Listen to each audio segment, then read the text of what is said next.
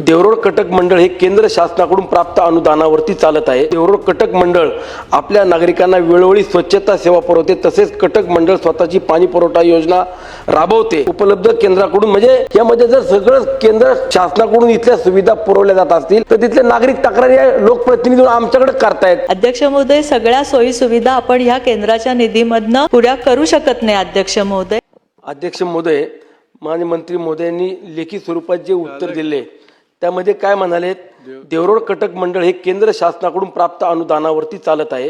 केंद्र शासनाकडून मिळणाऱ्या अनुदानातून देवरोड कटक मंडळ आपल्या नागरिकांना वेळोवेळी स्वच्छता सेवा पुरवते, तसेच कटक मंडळ स्वतःची पाणी पुरवठा योजना राबवते आणि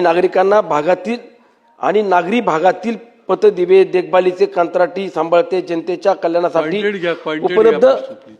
उपलब्ध केंद्राकडून म्हणजे यामध्ये जर सगळं केंद्र शासनाकडून इथल्या सुविधा पुरवल्या जात असतील तर तिथले नागरिक तक्रारी लोकप्रतिनिधी आमच्याकडे करतायत। मग ह्या आपल्या उत्तरामध्ये लेखी स्वरूपाच्या हे जे काय आज दाखवतं आपण की 169 कायमस्वरूपी कर्मचाऱ्यांना पैसे दिले जातात, 1,60,00,000 रुपये दिले जातात।